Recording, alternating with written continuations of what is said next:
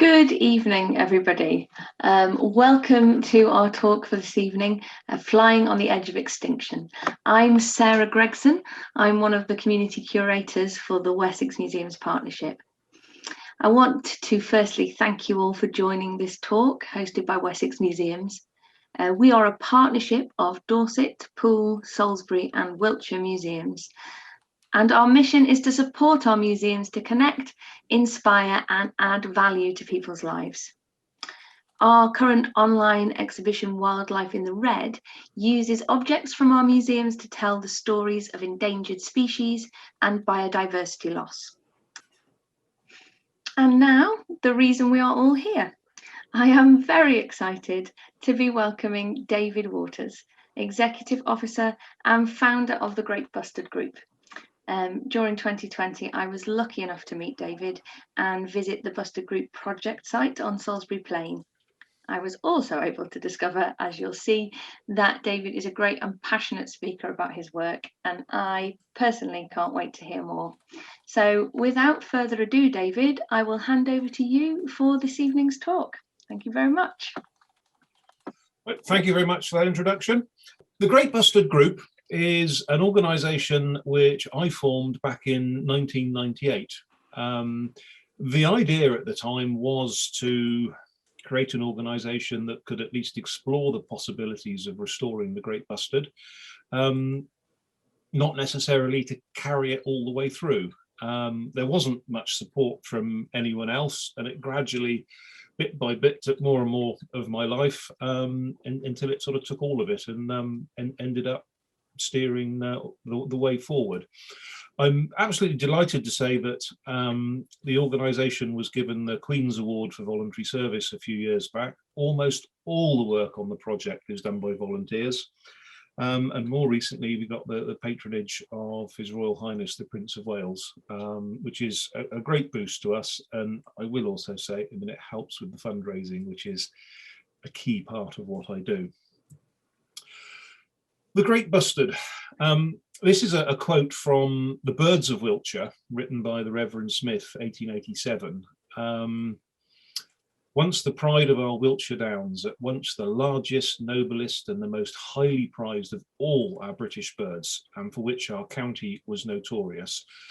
No great mystery in that the first county book on the birds of Wiltshire was done by a clergyman. Many counties have this. The clergymen, they had the benefits of a good education, a bit of money behind them and plenty of time.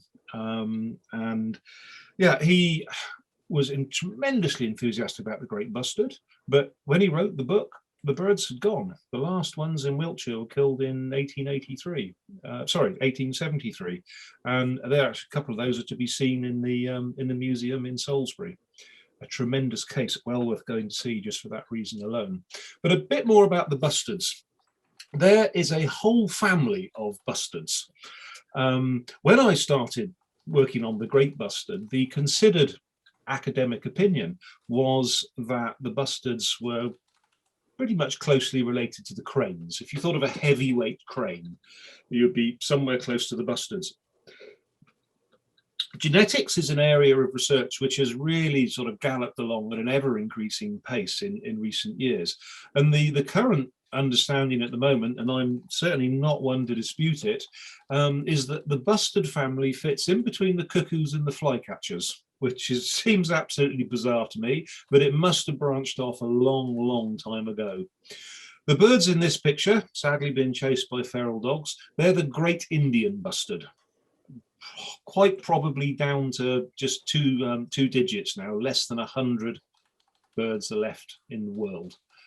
There's a handful in captivity. They have started a pretty comprehensive rescue program now, but boy, have they left it late. But that's another one of the large bustards. This little one, an absolutely stunning little bird, is the Bengal florican. That's another very rare one, probably the second rarest of the bustards. This fella is the Nubian bustard, very obliging, giving two northern carmine bee-eaters a lift there.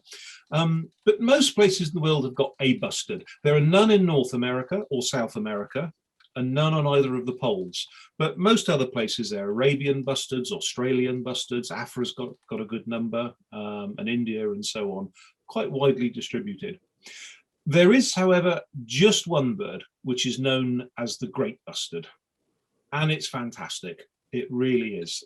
Great is the word for it. This is a picture taken up on Salisbury Plain a few years ago. The Great Bustard is the heaviest flying bird in the world. There are some of the other bustard species, such as the Corey bustard, which you'll see in East or Southern Africa and so on, which are similarly massive. But the Great Bustard is a lekking species. They don't pair. The males have a very competitive lek, a sort of a dance area. And the bigger the population is, the greater the chance of some super heavyweights being turned up. And it does seem the heavier the bird is, the greater its chance of dominating the lek. And reliably and widely accepted records have been obtained of birds weighing over 20 kilos. So yeah, the Guinness Book of Records accepted as the heaviest flying bird in the world. They fly. Not everyone appreciates they fly very, very well. They really do. There's a bit of a myth that, you know, they're sort of turkey-like and can just about whiz from one side of a field to another if they pedal flat out. These birds cross the English Channel and come back the next day, and they'll cross it at the western approaches as well. Several hundred miles in a day is not a problem for a Great Bustard, and they can take off very, very quickly as well. There's another area where the Great Bustard is in the Guinness Book of Records. It has the greatest sexual dimorphism of any species of bird. And that's just the difference in size between the male and the female is greater in Great Bustards than anything else, with males wearing 4, maybe even 5 times the weight of a female. Now, they don't pair, as I said earlier. They have this competitive lek where the males compete. If it's like a disco dance floor and the dominant males won't let anyone dance close to them, they're sort of holding court in there. The females will approach the male, mating takes place, and all the incubation and all the chick rearing is done by the female. The males just go off and do sort of laddish things and fight amongst each other, and for all we know, have lager and curries in the evenings as well. And they don't play any part in the rearing of the offspring at all. Now, on that photograph, just to the right-hand side of the female, there is a bit of a splodge in the vegetation there, browny with a little bits of black. You'll have to take my word for it, but that is a Great Bustard chick. This male, possibly not having been successful on the lekking ground, has spotted a lone female and he's come down to perhaps try his luck. Now, despite his vastly greater bulk, he is about to become the victim of domestic violence. We don't know, and I don't know that there's any evidence to suggest that the males kill the chicks of other females. Similar things are observed with some other species, but we don't know it with Great Bustards. But she was taking absolutely no chances whatsoever. And so, despite her small size, she absolutely launched herself at him, and he cleared off, leaving a good few tail feathers behind him. And then she resumed to her duties of looking after the chick. So it's, yeah, heaviest flying bird and the greatest sexual dimorphism. The sort of the rationale for the desire to restore this species, it's not just a big spectacular bird. It's not just another tick for the bird watchers, the twitchers or whatever. In Wiltshire, and I'm not Wiltshire born, but I regard myself as an adopted Wiltshireman, it's very much a part of our culture. This is the coat of arms for the county of Wiltshire. It's not unique in having a Great Bustard on it. The county of Cambridgeshire actually has 2 Great Bustards on its coat of arms. But in Wiltshire, we're very proud of our Bustards, even when they weren't here. It's on the coat of arms, it's now on our flag, it's the badge of things like the Girl Guides, the Army Cadets. Just up the hill from where I live is Boscombe Down, that used to be called the Empire Test Pilot School. They're a social club, the Flying Bustards. They've got a Great Bustard on that. So it's cultural heritage as well as natural heritage. The reason they became extinct is, I'd say, partially known. Now, it's an important thing to try and understand. If you're looking at a reintroduction, there are a set of guidelines. They're put up by an organisation called the IUCN, the International Union for the Conservation of Nature. It's international organisation, a little bit sort of United Nations, for mostly a scientific base for conservation efforts. And these guidelines are, they're good. It's good common sense on what should be addressed if you're looking at either a translocation or a reintroduction. And a principle, of course, is, well, why did they become extinct?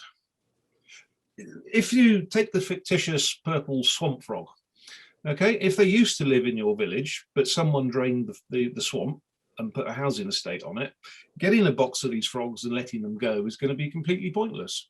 Why did they become extinct? Loss of habitat. Well, unless you address that habitat issue, there's no point in going any further with it.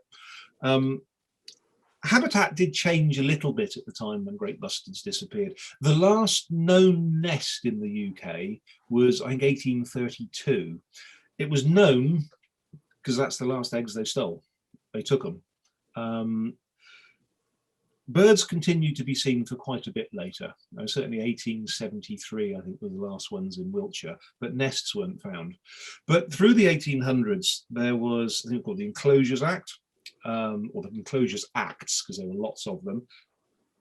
In some areas, it started to break up the big areas of downland and so on. Hard to say that was the real point, because there were big areas in Norfolk and a huge area in Wiltshire which never were enclosed. So that wasn't the underlying one. There was the invention of the horse hoe. Now, then as now, great bustards will prefer to nest in arable crops. There's a little bit of a myth with great bustards that they're exclusively grassland specialists, and it's not really true. The horse hoe meant you could sow your crops in a straight line, and that meant people could go and weed the crops without trampling the crop. You could stand either side of the line of growing crop, and weeding was done by hand. And agriculture was very, very different in those days. I mean, these days, I don't know how many employees there are for a 500 or 600 acre farm, but no more than a handful, I'd suggest, and a few enormous tractors. Well, back in the early 1800s, they were not far off one employee per acre of land. Now, that may include the farrier or whatever as well on the estate, I don't know. But when it came to weeding at the right time, everyone went up to the fields, the women and children and the farm labourers and so on. And if they found busted eggs, they were either going to take them to eat them, or they were going to take them and sell them on to the collectors and so on. The fact is, in those days, if you were a geologist, you collected rocks. If you were an ornithologist, you collected birds, eggs and birds. And if you didn't shoot them yourself, you had someone shoot them for you. This is a picture from, I think, the early 1800s from Germany. It's an interesting one for me. One of the bits on it, you can see from the way the landscape is drawn there, all those lines across the field. Again, those birds are not on undisturbed steppe grassland habitat. They're on an arable crop, which is exactly where I'd expect to find them today. The other bit with it is to get close to that group of birds, I should say a drove. The collective noun for great bustards is a drove. To get close to that drove, they've gone in an agricultural vehicle. Okay, I mean, that's a hay lorry or whatever. These days, do it in a tractor. They're extremely familiar with them. They tolerate them, and some of the best photographs and so on are taken from, you know, getting yourself in a tractor and heading up that way. One of the more spectacular hunting images I've got, spectacular and appalling. This is apparently the chap in the front of that aeroplane. He's not the pilot, he's got the gun, was the Prime Minister of Spain in General Franco's time. But there was a little bit of a tradition with the Spanish Air Force that to sort of get your real wings and so on, you had to go and gun down a great bustard.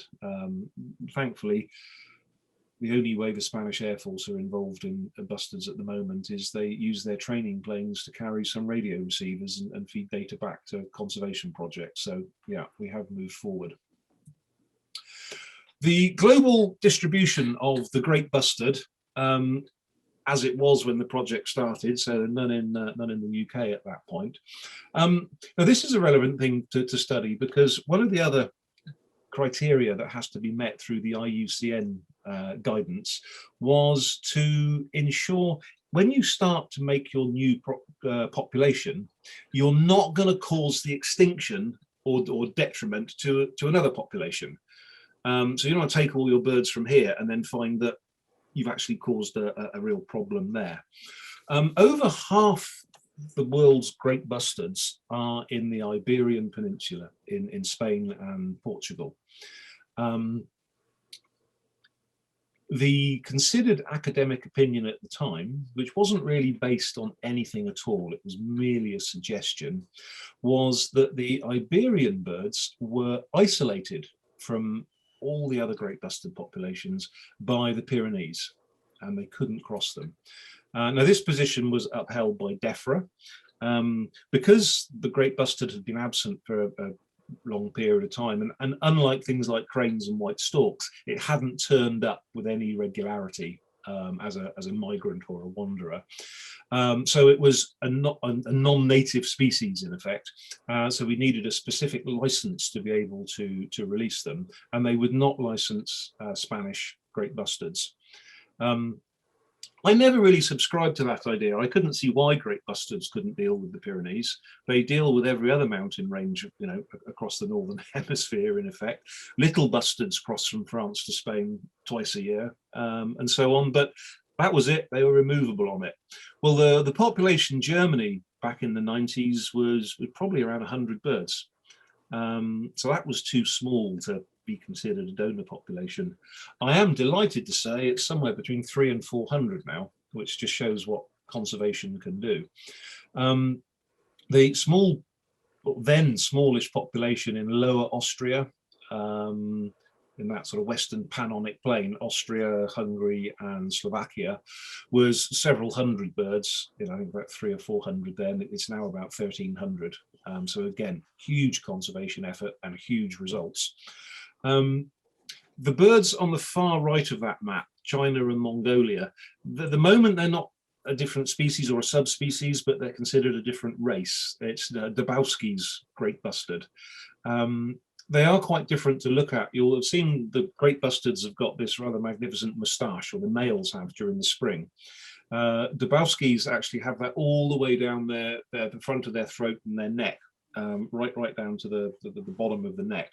Tremendously spectacular, but they're not the same as the ones that we used to have. You really want to be using as close as you can get to the original indigenous stock. We settled on an area in Russia called Saratov. You can see from the map that Russia, I mean, Russia's a huge place. It's bigger than that, it's enormous. Now the area we work in is Saratov Oblast. Russian Oblast is like an American state as an equivalent, quite close to the Kazakhstan border. Russia's a big country, and everything about it is big. There were individual cornfields out there that were 10 kilometers long and 10 kilometers wide. Very difficult to try and capture that scale in a camera. And with this photograph, there's a couple of trees, you know, over in the background there, just to try and give it some scale. But you could be in the middle of these huge flat fields, and you couldn't see anything in any direction other than the crop or whatever it was that was happening in that field. Most of the farming in Saratov was organic. No real basis of this in conservation terms or health or anything like that. It was just the farmers didn't have the money to buy chemicals and the kit to spray them everywhere. Now, organic farming has, you know, a great many advantages, of course, but it does have a negative point for ground nesting birds, because if you need to address your weeds, you'll need to do it mechanically. And that can be destructive for ground nesting birds.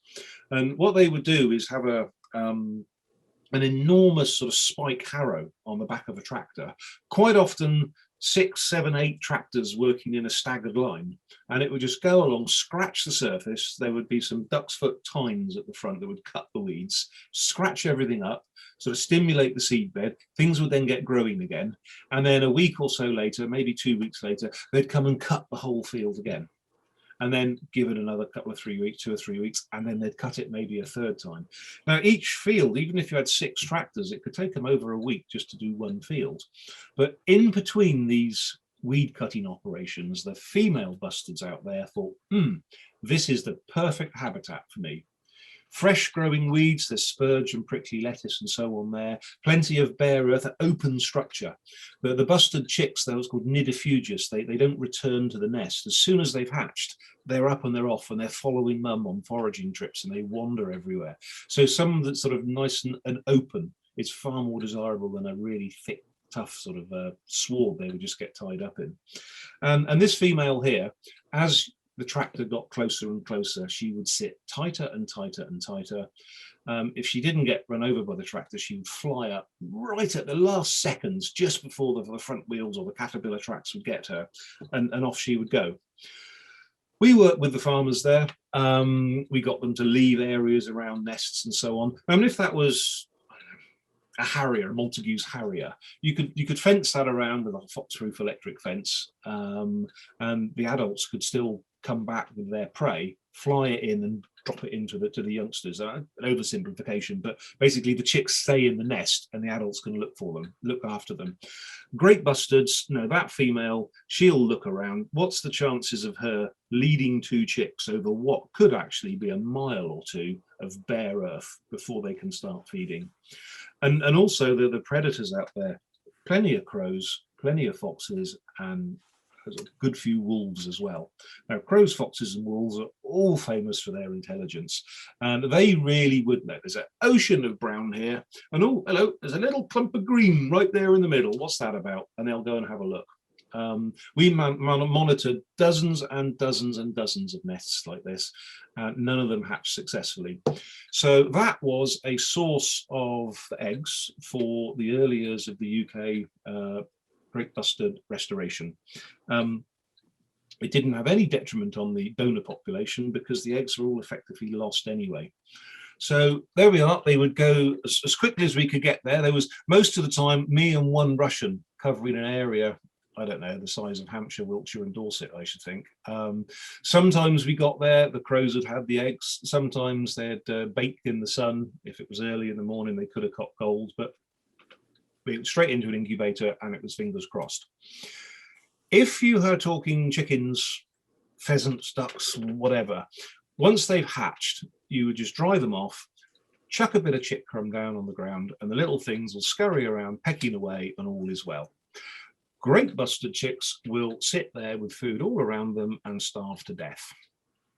They do not know how to feed themselves for the first 7 days or so. Now you can do that by hand, just pick food up and give it to them. They'll grow very well, but great for a pet, fine for a zoo, but you'll end up releasing birds that are either habituated or even imprinted on people. Not what you want to recreate a wild population. So we have mechanisms to rear the birds without them becoming imprinted, habituated, or too tame. So we feed them with a glove puppet, and they feed very readily from that. You can operate it from behind a screen, either one with a mirror in it that lets you see in and they just see a reflection, or just a heavy netted curtain so they can't really see any details of you. Anyone that's kept any animals will know that's only a part of it. They love making a mess, fouling the water and tipping it up and doing whatever else. You've got to go in and manage them in that sense as well. So we didn't want them to become familiar with people. So we came up with a way of disguising what we actually look like. That's our dehumanization suit. It is not intended to make me look like a bustard. We couldn't do that. What it is intended to do is to stop us looking like people. That was an early version. The later ones have a rather simpler hat design and so on, but the principles are the same. That has got no legs, it's got no arms, they're all joined to the waist and so on. It's got no head, it's got no face, it's very distinctive, busted C and ultraviolet, so it's very, very bright. And I just invite everyone who's there listening to this presentation at the moment, look down at yourself. Unless we've got some very smart people in a business suit or whatever, we humans change color top and bottom. Different jacket, different trousers. It's what we do. You will almost never see a human being walking around who's a different colour back and front. So that seemed a really good feature to build into our dehumanization suit. And I can tell you they really do work. You could get birds that are absolutely tame with those. And you approach them without a component of it, or in your normal clothes, you would just get the alarm cry and they would all run off. 2004 was the first year that Great Bustards were released in the UK. It took years to get a license, years and years before DEFRA would finally agree. I don't know what their problem was. They're not a predatory creature. They're not, you know, whether you like the idea of wildcat, lynx or wolves or whatever, or even beaver, they will make changes, argue whether it's good or bad, you know, but bustards are just benign. They're just a wonderful addition. Yeah, we started getting the displays happening quite early, which was tremendous. That's a young bird. I think he was released 2007, that one, and I was watching him yesterday afternoon. He's still doing very well. They live for about 20 years, give or take. He's just a youngster, and I always describe that as, in human terms, that male displaying like that, that is a 17-year-old lad in his mum's Ford Fiesta doing wheel spins in the car park. He thinks he's looking good, but he's not really anywhere close to impressing the ladies properly, but encouraging that they were at least thinking about it. You know, life was more than just about survival for them. They had energy for other things. 2007, we had our first eggs. The first eggs that we knew about. They are desperately difficult to monitor. We watched the incubating female very, very closely. She sat and sat and sat. Nothing happened. The next year, we found two females incubating. One of them sat, the eggs should hatch in about 26 days. This female, bless her, she sat for, I think, 72 days. Nothing. And then the next year, 2009, our first males were then 5 years old, which is when we always understood that they were likely to be fertile. We had our first Great Bustard chicks. That fantastic day for the project. We were fully aware that the accepted wisdom with Great Bustards is that a female will not successfully rear a chick in her first year of breeding. It takes them a year or two to get the hang of it, and that by 4 years old you can count them as proper breeding birds. But even then, an 8-year-old female is twice as productive as a 4-year-old. Then you can see now why, to restore a Great Bustard population, you've got to be in it for the long haul. But this was her first chick. She started off with 2. It did go down to 1 quite quickly. It was a male chick. And I think the next couple of slides just show that chick growing. And you can see at this point, I guess this would have been taken October, maybe early November, something like that. A male chick is already considerably bigger than mum. She will keep with that chick. They stay together until somewhere in January, when the females seem to actually drive the males off, and then they start building up their body condition to get ready for the next season. It's a long period of maternal care, and it's a difficult one for us to mimic. I mean, certainly if we tried to keep our birds in aviaries and captive until January, I think it would be too late to release them. They would be too tame. We've got to get them out earlier. But it's the strategy that the bustards use. We established a small population with the Russian stock. And yeah, very, very grateful for the help right up from the ministry level in Moscow down to the local farmers who were all wrapped up with the enthusiasm for what we were trying to do. One interesting bit was the first winter of released birds, most of them, if not all of them, seemed to want to disperse. All points of the compass. We had several go to France, I think some went to the Channel Islands and so on. Then they would come back, and the ones that survived and came back to the very place they were released, not just Wiltshire or Salisbury Plain, but the field in which they were released. And then remained pretty sedentary, rarely going more than sort of 10 or 12 miles thereafter.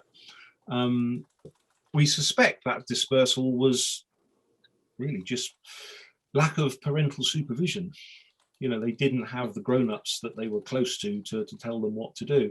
There were some suggestions, and you'll find it in academic literature, that says those birds dispersed because they were of Russian stock, which are a bit more prone to cold weather movements or even migration than other populations.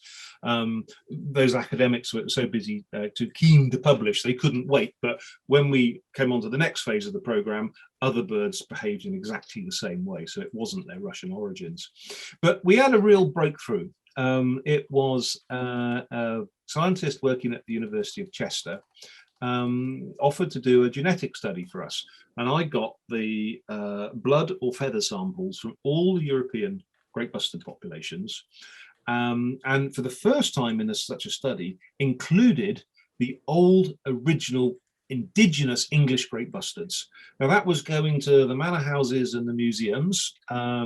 Me and my colleagues trying to look appealing with a small pair of nail scissors and saying, can we take a piece of skin from this bird? And obviously they needed to be old, they needed to have good provenance. We needed to be sure the specimens hadn't been swapped. Some museums, no, those birds, that's for storage. We keep them. You can't use them. We're not having anything like that. Some were tremendously helpful, and I'm delighted to say the Salisbury and South Wiltshire Museum were as enthusiastic as we are. And that tremendous Roland Ward case of the last birds in Wiltshire was actually able to give us a small piece of skin. So thank you again for that. The results of this study was that far from the Spanish birds being so different and isolated by the Pyrenees, that population in Spain was the closest living population to the Old English birds. Now, armed with that information, I was able to approach the Spanish, and I will say things were getting more difficult in Russia. It sort of opened up for a bit, and then Putin, I don't know, turned the screw a little bit. And it's, in some respects, Russia's not an easy place for Russians to live, and it certainly wasn't easy for me to go there and try and export their red data book wildlife species. Yeah, Spain, completely protected in Spain. They spend a lot of money on great bustard conservation, but yeah, despite all the licensing problems and the legal problems in the UK, the different regions in Spain, yeah, just tremendously enthusiastic, and they couldn't have been more helpful. So we went to different areas. This slide is Castilla-La Mancha, so sort of central Spain, south of Toledo, for those who know that area. At the time, I would say it had the highest density of great bustards anywhere in the world. And one interesting point on this, there's no grassland there, just none at all on the plains there. It's different types of arable, there's some olive groves and so on. I'd say by our standards, it's quite dirty arable, you know, the fallow fields and a bit more of a weedy crop and so on. But yeah, absolutely great for the great bustards. And we worked in Castilla-Leon and Castilla-La Mancha. A big difference in Spain is rather than having this egg rescue program, because there wasn't really a problem with nest destruction, we were actually given permission and working with their environmental wardens, the nature guards in Spain, to go out and actively search for and take great bustard eggs. When we found nests, there's two different schools of thought on this, but we took all the eggs for the clutch. If you take half the eggs, you've got to find twice as many clutches and disturb twice as many. But we had an early cutoff date.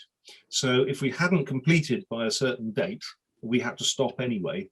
And the idea was if you do it early in the season, the female bustards will then go off and lay a second clutch. We tried a variety of different systems to find the nests, because the females will sit very, very tight. And certainly if the crop's a little bit taller than the one I'm standing in there, you could be a line of people just a couple of feet apart. And if you weren't going to stand on that female, you would pass either side of her. She would just be a couple of feet away from you and she wouldn't actually budge. If she did suddenly fly up, it's a real bang and a heart-stopping moment and so on. We tried drones with cameras and with thermal images and so on, but by far the most effective methods thus far was to use a team of trained dogs. And I've got four dogs that were all quarter left and right in front of me, and they were the best way for flushing the females actually finding the eggs. They go straight in an incubator, and we'd make the various transport arrangements from there. Now, from here, I'm just going to leap back and forth a little bit, and I apologize if it gets a bit confusing, but these were the birds from Russia. So those are the ones that hatched out from the egg rescue. They are split, give or take. Half of them would stay in Russia. That was my sort of contribution to what was going on in Russia. And the other half I could take to the UK. They're put in these transport crates. It was about 24 hours on some appalling roads in stifling heat, over 40 degrees sometimes when we left, to get up to Moscow. A full day there, doing the various things, 32 separate licenses each year and so on, and customs people and everyone wanting to come and see what they are. Then the flight, about 6 hours plus at Heathrow Airport. And then when we finally got to Salisbury Plain, we had our own quarantine premises built. Now we wanted to get licensed and build our own, yet more licenses, because nowhere else had a quarantine facility that you could rear birds in without the birds seeing people. We wanted to be able to continue this isolation rearing. Now that was pretty tight in there. You know, we wanted to push it as far as we could. Someone coined the term, you know, deprivation chamber. These are birds of big, wide open spaces, and you're confining them like that. And it's maybe deprivation chamber is a bit harsh, but it certainly was doing no favor for the birds at all. By comparison, the birds from Spain, we have supporting organization that helps us with the incubation. We do all the incubation until they get to the UK. It used to be Birdworld up Farnham on the sort of Hampshire-Surrey border. They were tremendous. And more recent years, it's been the Cotswold Wildlife Park up near Burford. Absolutely super to have their support on it. It's just something I don't need to worry about with everything else going on. But as soon as they've hatched, it's down to Salisbury Plain, partly because it was EU, and partly over the world reference laboratory standards with things like avian influenza. Basically, if Spain says it's clear, we accept it. If Russia says we haven't got any, our government won't accept their claim on that. But there's no quarantine required for them. If the sky is blue and the sun's out, even as day olds, they're out, grass under their feet, under the blue sky, the rearing. Just so much better. Add into that everything we've learned about how you should rear great bustards. You know, we work very closely with our German colleagues on this, but certainly what was considered to be a good diet with far too much reliance on insects. They will take insects, especially in the first couple of days, but they're basically vegetarian. It's greenery they need, not insects to make them grow well. To sum up with the differences, this was one of the birds from the Russian years. It can fly, evidently, but very poor feathers. It's fitted with wing tags. You can see one of those tail feathers is being pulled down with a radio transmitter on it, which was a licensing requirement and so on. I'm embarrassed when I look at that now. I wouldn't want to see a bird like that released. We suffered very significantly from fox predation in those days. I think it was just so much effort for the birds to actually get airborne that they would choose to sit it out, and they'd probably just take the chance and let the fox get too close and so on. Yeah, we made mistakes. I think the main thing is we didn't keep repeating them. We learned from them and moved on. By comparison, this is a bird of the same age being released from Spain, or from Spanish eggs. We're now able to rear and produce great bustards who are feather perfect, and the survival rate has gone up accordingly. The droves of great bustards grew. This is a mixed drove. You've got males and females in there. Now, in an established great bustard population, you would expect the two sexes to be separate, apart from in the spring when the males are displaying. But for most of the year, the males are in a drove over there doing their thing. The females are over here. But even if they're in the same field, you've got two very distinct groups. And that social behavior didn't really start until we had the arrival and the release of eggs from Spanish eggs. Yeah, have a look at that graph. And when do you think we changed to Spain? It really was a game changer. You know, the survival went from less than 20% up to over 80%. Just tremendous there on that. And as soon as the population started to increase, that social split with the sexual split happened with the males and females in different droves. I suspect there's a numbers element in that. You need a certain bulk of birds to get that split. You probably also need a certain bulk of birds of a certain age. You need these older birds, these 7, 8, 9, 10-year-olds, to be the social leaders in a group.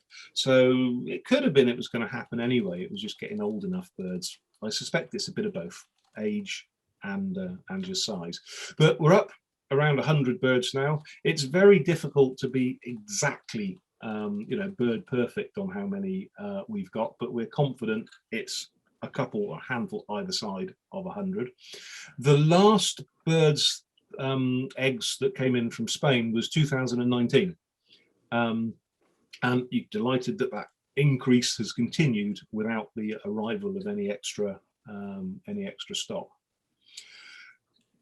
Great to release birds, rear them and release them. That's an achievement. There's plenty of work involved in that. But what it's really about is these little fellas, the Wiltshire red, the Wiltshire rear, the wild Wiltshire birds. That's that's the future of the project, and how it becomes ultimately a part of the biodiversity of Wiltshire, a self-sustaining population.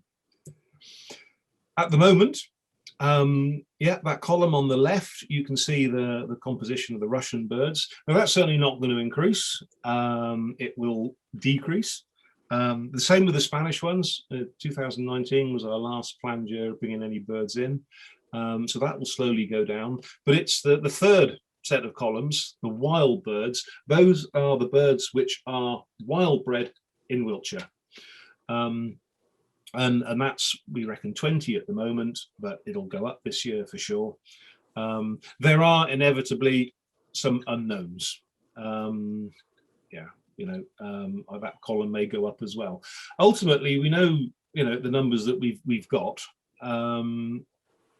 and the real test in monitoring is if, when we count them, we've got more than we had last year, it's working very well. And at the moment, that is happening, and we need to ensure that continues to happen.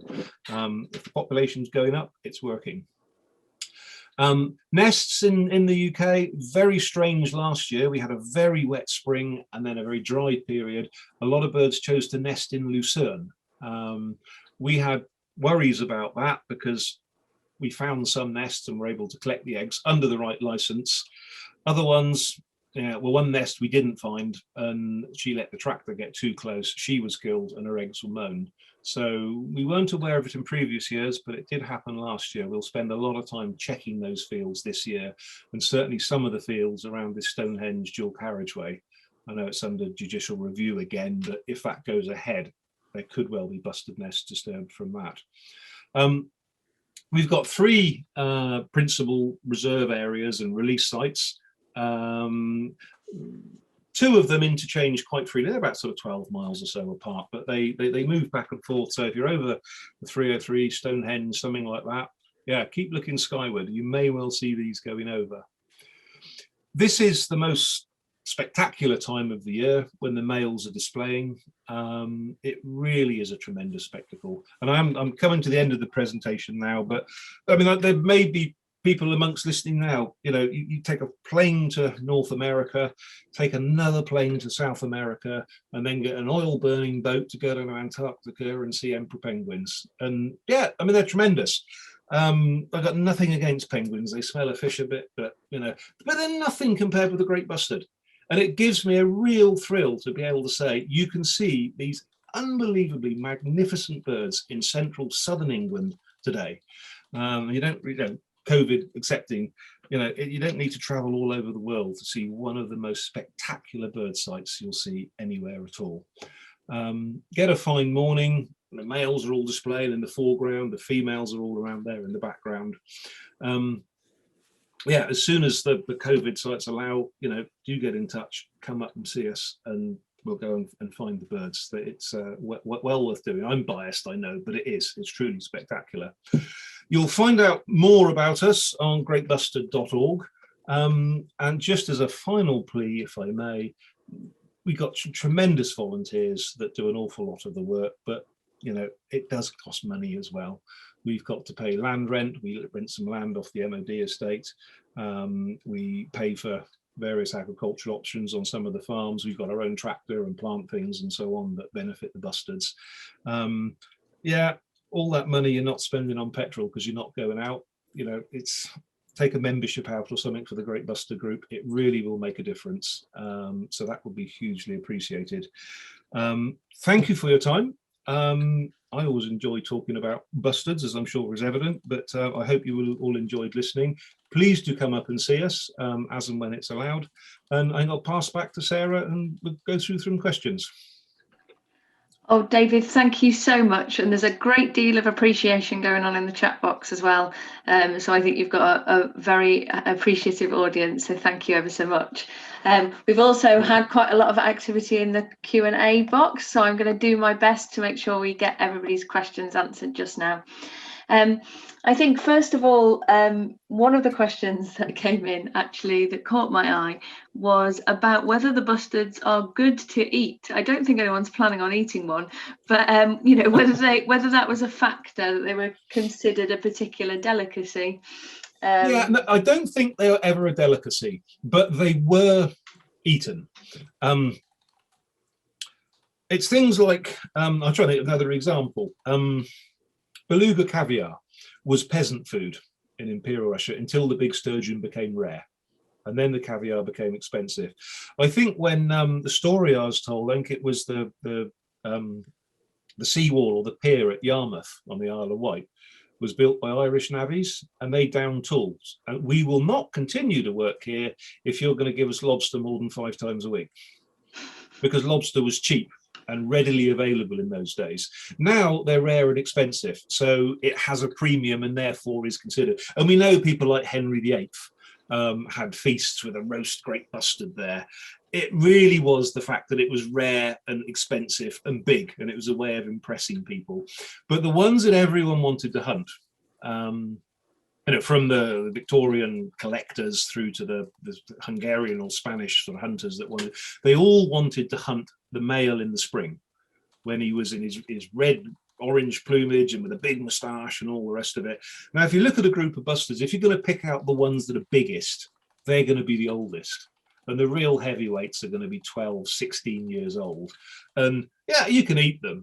I'd rather suggest you could sole your boots for them as well. You're never going to choose a table bird that's that old. So yeah, they're not really as a table bird unless you just want to impress your guests. I think that answers Rachel's question, which was, is there still a problem with people wanting to eat them now? But I'm guessing that answers your question. Yeah, I'm not aware of, and I would be so disappointed if it ever happened in the UK. They are protected, I think, everywhere in the world now. You know, I'll go what that legal protection means in some of the more rural areas and so on is perhaps questionable, but in theory, at least, they are protected everywhere.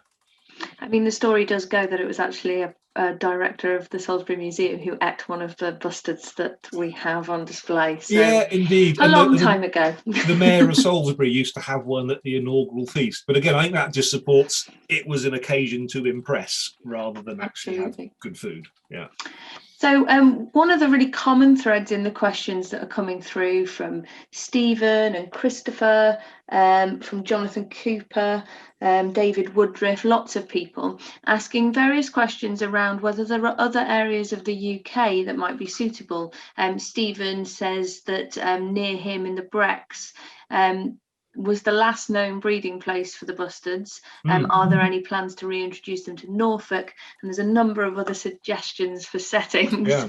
So are there any other areas that would be possible? Yeah, for sure. There are other areas which could quite happily sustain great bustards. I mean, one of the things, they are birds that like these big, wide open spaces. You know, the big sky country. Then you can find that from areas in Yorkshire, Lincolnshire, much of East Anglia, and other areas in Marlborough Downs and further north in Wiltshire and so on. And although they like these big areas, the great bustards, they don't need to use all of it. They'll find what they need through the winter months on a field of oilseed rape or something like that, which is still grown reasonably well, or mustard. What they might need is some help with good nesting areas. But you can get quite a few nests in a relatively small area. So small scale habitat management is possible. I think there's two things that need to happen before we look at any other areas. The first is to get governmental acceptance that the Wiltshire project is self-sustaining and fully successful. Now, we think we're just reached that point, but we need an academic paper that's peer-reviewed and published in a suitable magazine or journal to gain acceptance. Now, unfortunately, COVID has delayed that. A lot of the university staff have taken a big hit and it's been delayed, but that is underway. And that, I think, would give the legal precedent to say we could now look at other areas. The other part on it is, where do we get the stock from? Now, and I dare say it would be impossible in Russia now. The Spanish have been they're absolutely tremendous. I'm really enthusiastic about the help they gave us. But with the best will in the world, we can't keep going to Spain and sort of helping ourselves to their rare wildlife. It's they've got their own challenges out there now. We do have two very active partners in trying to captive breed Great Bustards. Now, right at the beginning of my presentation, I spoke about the IUCN and these set of guidelines for reintroduction. Well, one of them there is the guideline. You should always use wild stock if it's available. It's just tougher, it's stronger, only the best get to breed. Anything that's in captivity, if it's beaky or poorly, you can feed it and the vet can look after it. Was in the wild, it just wouldn't make it. But if there is not wild stock available, then you can use captive bred stock. They are, however, notoriously difficult birds to breed in captivity. But we have two projects going. One is the Cotswold Wildlife Park, and the other is up in Norfolk, near Downham Market, the Watatunga Game Reserve. Both those projects produced eggs last year. Sadly, they were infertile, but we've got new regime methods and lots of things going on. We're hopeful and confident in the not too distant future we will be able to produce birds that could be considered for release. And certainly there is a tremendous amount of enthusiasm in Norfolk to see the birds return there. And beyond the getting the Salisbury population to that self-sustaining level, is that the next step? The two will run in parallel. We're working on the captive breeding anyway and doing everything we can on that. And hopefully in the coming months, this scientific paper will come together and then we can get that out. And it will also enable us, with a change of the legal status of the Great Bustard, it would then mean we can actually it's much easier to get the Great Bustard included in the new agri-environment schemes and things like that, because they'll be effectively a British bird. At the moment, we've got to fundraise and pay for it ourselves. So getting that proper status is it's a very important next step for us. Yeah, an essential step. A related question from Sarah King was wondering whether new rewilding approaches might reduce opportunities for Great Bustards and birds that like those open spaces.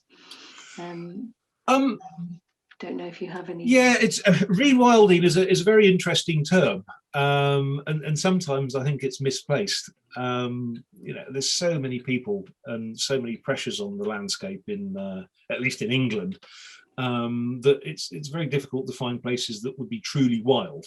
Things are all managed to some degree.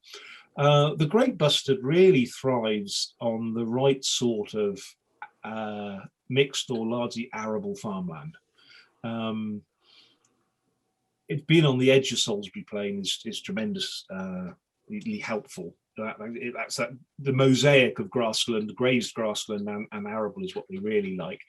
But yeah, there's always, increasingly there's going to be more and more pressure on our land to produce food, and especially arable crops.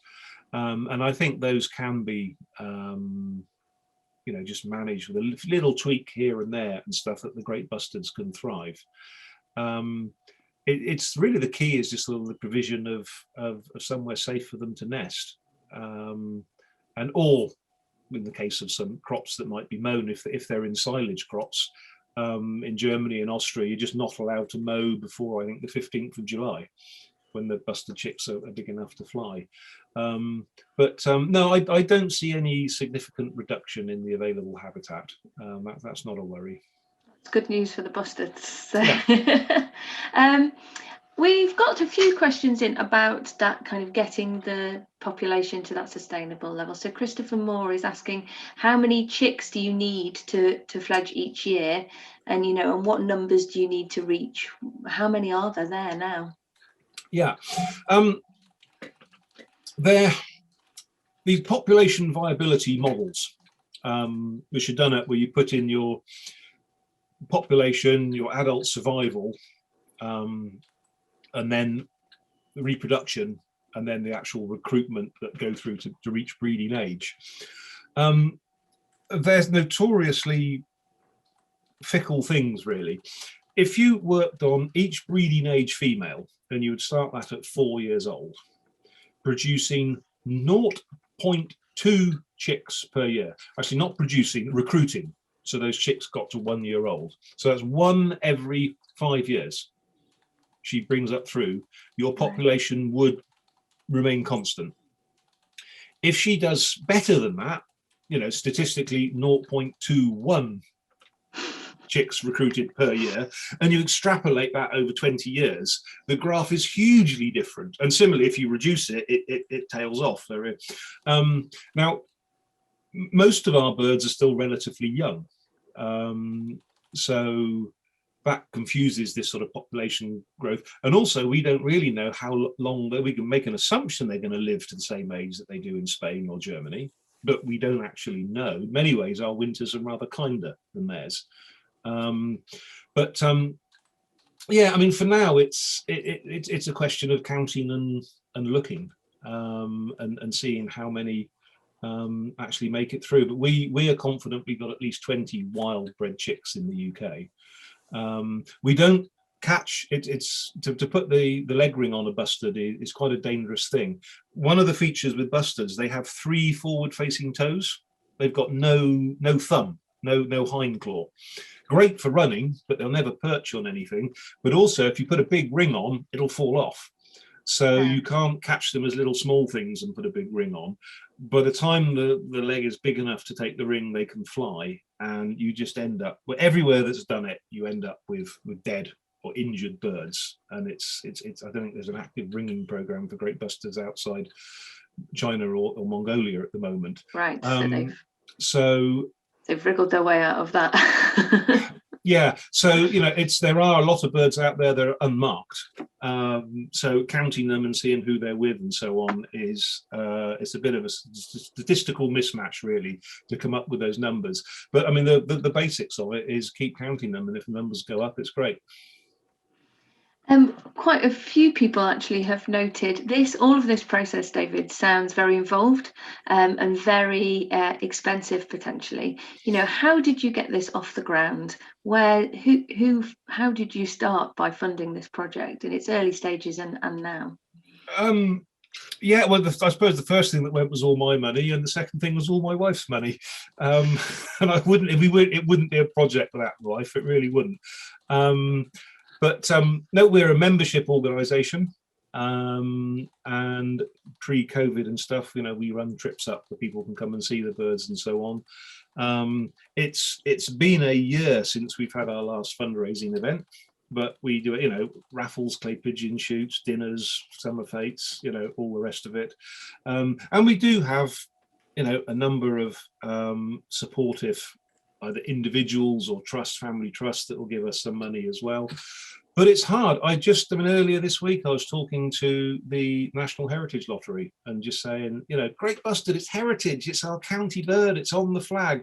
No, you don't have Natural England species action plan, you can't be heritage. Answer no. And I've just had 20 years of knockbacks like that the Great Bustard. It used to be biodiversity action plans. A lot of funders wouldn't give you anything unless you had a biodiversity action plan. So, I went to the Natural England, can we have a biodiversity action plan? No, they're for birds that are declining.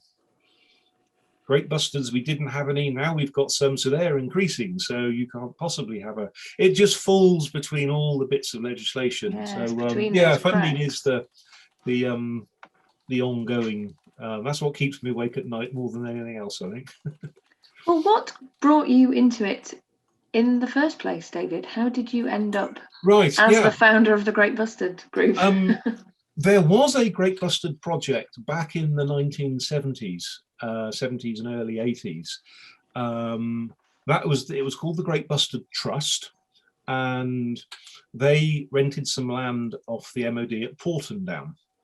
And I don't know, must have been about 13 or something, wrote to them and said, can I come and see them? And I thought I was being tremendously helpful. I think they were just being very tolerant and so on. But I just remember walking up and seeing one of these birds in one of the aviaries they had up there. And he was quite, imprinted or habituated with people. And we looked at each other and he just went into this full display. And I was just bowled over with it, thinking, yeah, that's a British bird. That really is. And I remember as a child, the extreme anger I used to feel about who killed the last dodo, who killed the last great auk. What right has someone got to deny everyone else the chance to see it? And then with Great Bustard, someone killed the last one in the UK, but we still had a chance to do something about it. Now, sadly, that project, it was basically a captive breeding project, and it didn't ever get as far as releasing any birds. But the idea of getting on and doing it one day, that's where I sort of caught the bug, if you like. And I went off and I did different things. I was in the army for a short while, and then I was a Wiltshire policeman for, I think, 12 years. And I thought I'd just start it as a bit of a hobby and get a bit of enthusiasm. And I thought one of the other, either the county or national organisations would take the project on and think, yeah, this is a good idea, let's do it. And then I could try and help.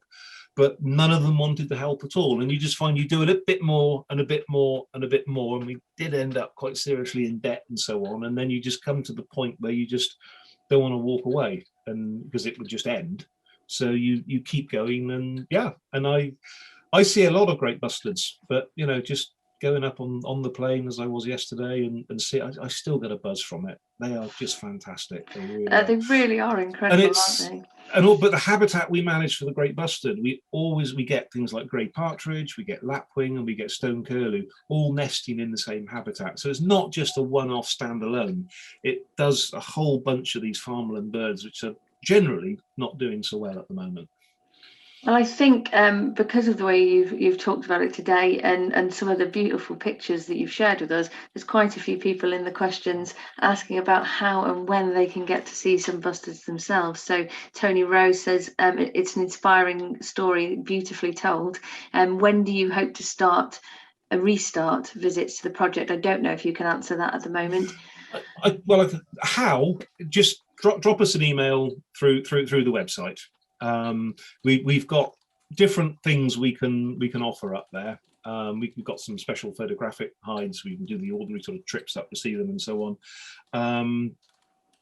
When I'm hopeful we'll be able to start at the end of March. The real issue for us is it does require going in a Land Rover, in effect, or something similar. And it's that social distancing in there. So, in happier times, we sort of loaded the Land Rover up, stuffed everyone in, as it were. We won't be able to do that. So it'll be reduced numbers. But particularly if people want to come as a family group or something like that, yeah, that would work really well. So it is a case of watching the website, but I would hope end of this month. With that sort of next, if that goes ahead, the next easing of the social restrictions, we'll be able to say, yeah, we can do it with a few little tweaks and special conditions. And that's still in plenty of time to see the displaying birds. The lek will still be on then. Well, I think you've got a few potential bookers looking at these questions. Great stuff, thank you. Bridget actually was asking if there's any ability or plans to have any live webcams and things like that at the project. Yeah, we've got one camera, which is sort of on a cable operated thing with a big pan tilt zoom. That normally comes into play a bit later in the season when we've got females with chicks. Yeah, I've got a couple of funding applications in at the moment.